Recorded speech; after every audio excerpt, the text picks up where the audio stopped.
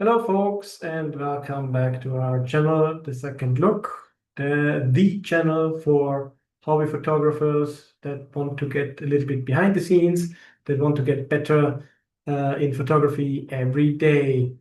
Unfortunately, my best friend Norbert has been trapped by his everyday job, and we both are having a rough week so far. And we couldn't find some time slot where we are doing a video together, so I'm alone and bringing you two tips or two things in the workflow with Luminar Neo that I do. So let's get right into it and don't waste our time. I'm going to share my screen. Oops. Share. So, so move myself over here. Bigger. And I'm going to open up Luminar Neo. So the first thing I want to show you is two things, or is one thing. With Luminar Neo, there has come one upon a time artificial intelligence supported tools. And so the first thing that I do when I open up an image is I try to see what develop does besides how much noise is in there. So there's not that much noise in this image. It has been shot with ISO 160 and with a speed of 1/250. So, but besides that, besides noise, I usually dig right into the curve. And I only work on raw material anymore. I don't use JPEG anymore because if you want to do changes on your image, you have much more flexibility with the raw images.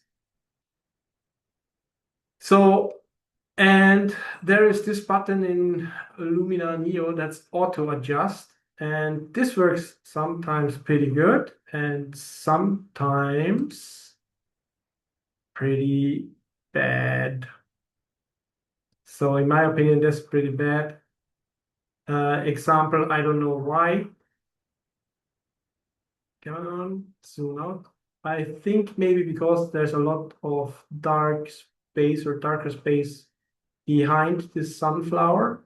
But if you compare it with before, every piece of structure has gone off the sunflower. So this is the one with the auto adjust.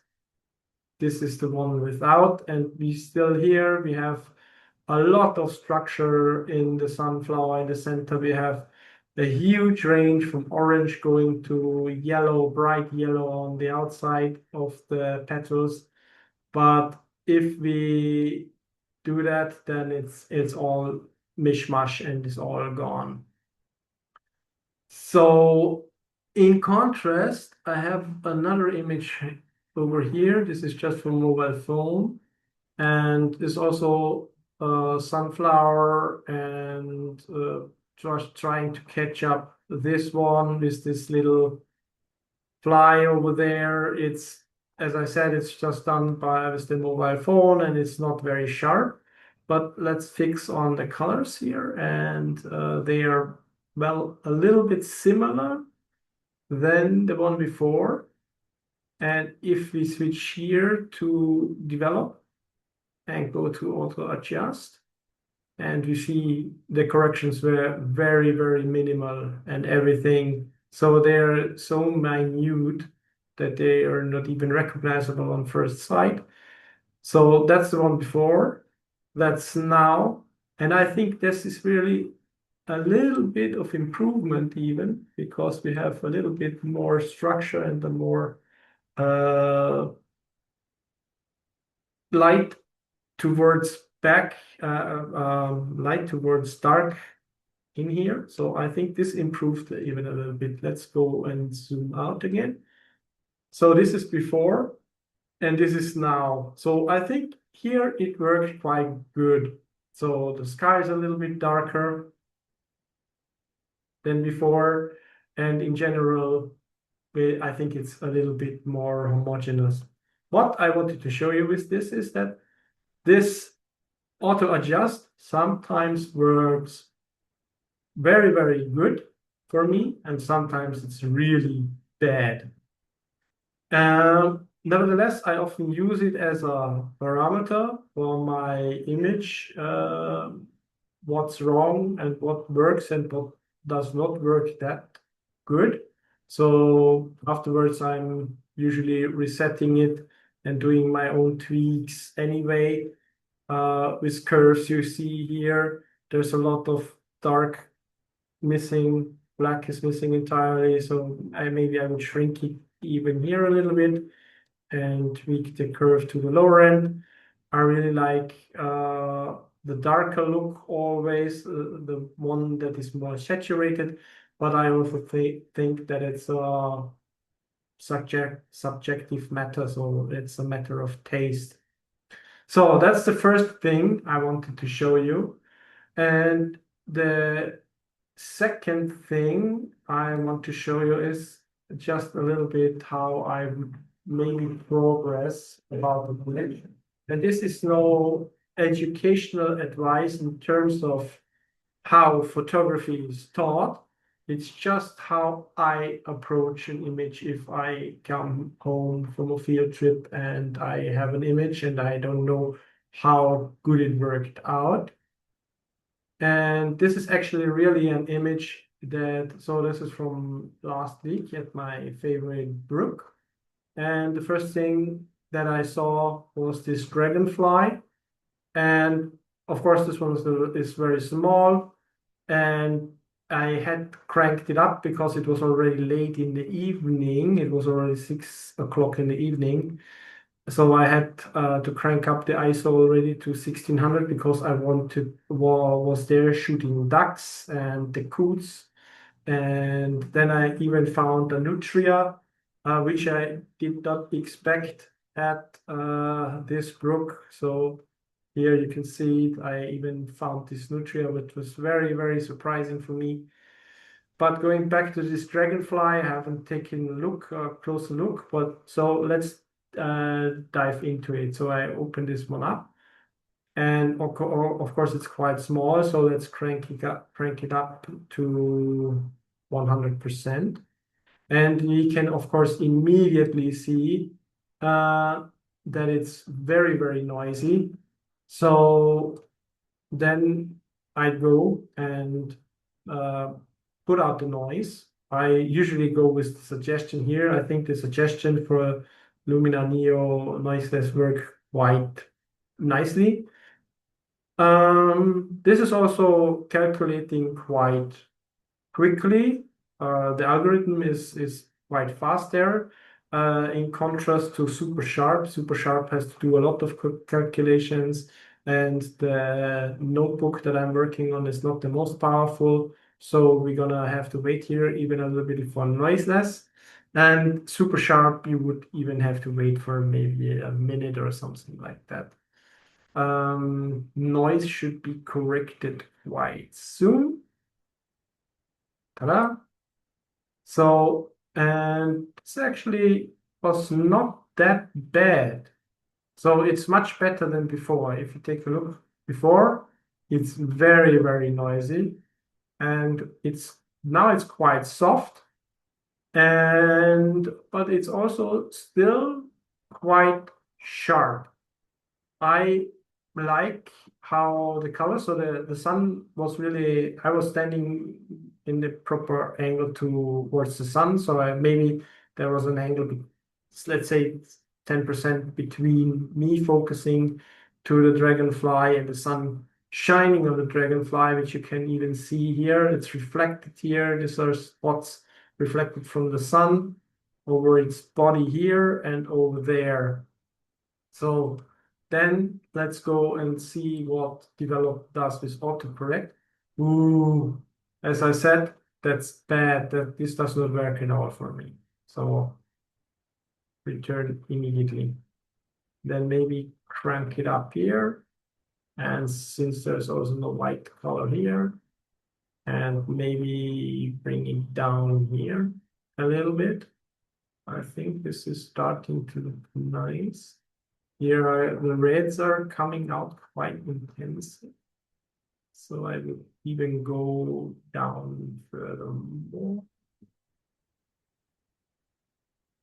till I like it and bring it up on the right side a little bit. Let's compare it to the previous one. And I think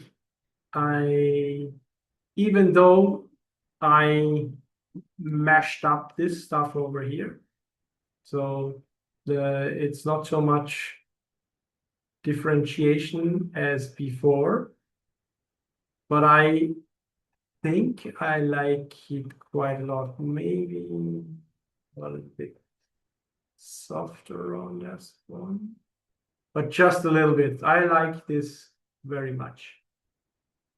After that, I use enhance, since I think this is the most magic button in all Luminar Neo.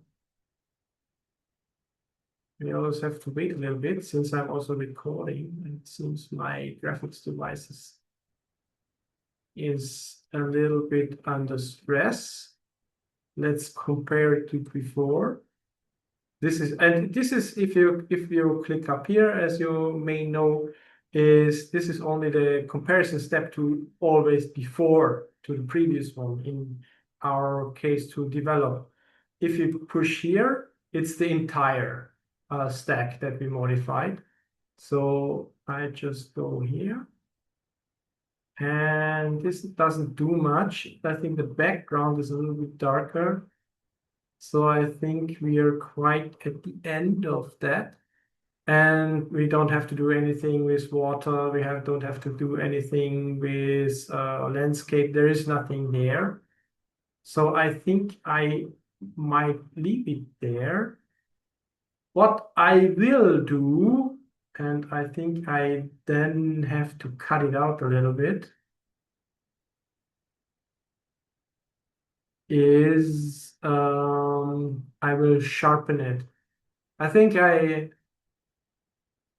only do usually the low end, because if you don't have enough information in the image, middle and high gives too much distortion in the image additionally.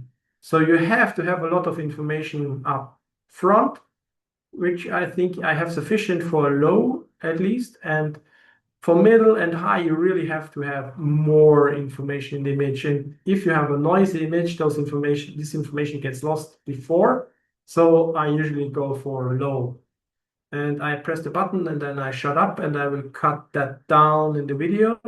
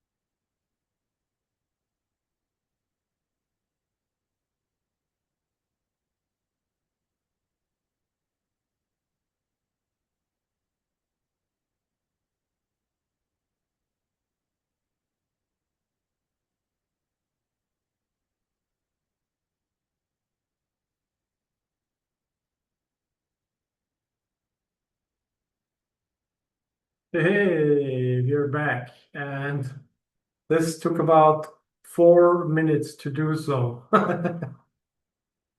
All right, let's compare it with before. We can already see that we have more noise in here. So if I compare it to before, not really much, a little bit, but we can see Dragonfly became really sharper, especially on its body, a little bit on the eye. And since I want to have this part only anyway, I would paint in a mask where I want to have it sharpened. So I wanted to have it sharp in its entire body. And of course, the areas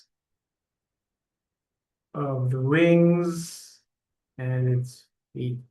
This shouldn't take any additional calculation because it's done anyway. Ooh, this gives a nice effect, in my opinion. Right. So I can't get anything more out of here with this. I could add a lot, some color scheme or some presets, but I like how that I found a red dragonfly. So why would I do that?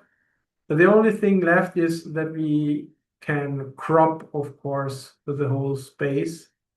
And there's also some algorithm stuff, which in my opinion, oops, because it's Zoom, does not really make sense. And of course, then it comes to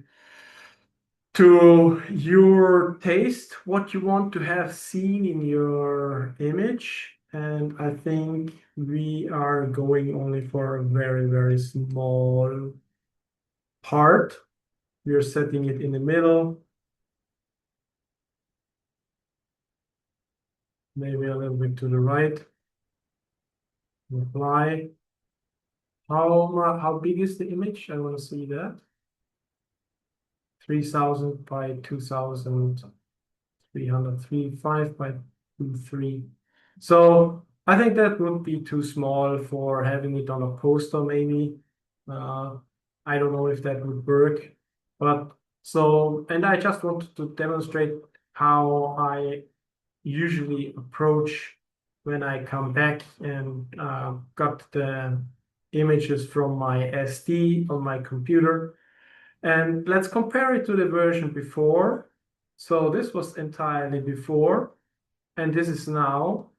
And I think that the difference is really huge. So the colors pop out much more without being too impressive. And the wings are much sharper. So actually, I like it. Unfortunately, it's too small for maybe having it on a poster. I'm not sure. And I want to leave you with that. Uh, Let me know if I should do this more often, if we should talk about our process, what we do with our images. Norbert and I usually try to stay true to the original image as much as possible.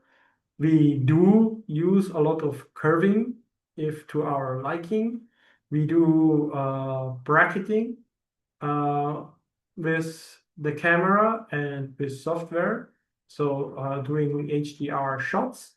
But beyond that, we don't do a lot of artificial stuff or cutting or whatever. So we try to stay true to the image as much as possible. Yeah, that's it. I hope you liked that video. I hope you liked that video. If not, please leave me some constructive feedback in the comments. And if you like it, please leave a like for the video.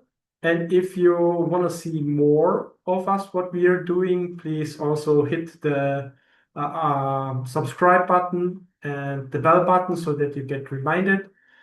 It really, really helps us and the channel to grow, and so that Norbert does not get stuck in his daytime job that much anymore, and we can do much of that what we love, being out for the second look and enjoying images and photography and enjoying time together. Watch the channel and see you soon next time. Bye.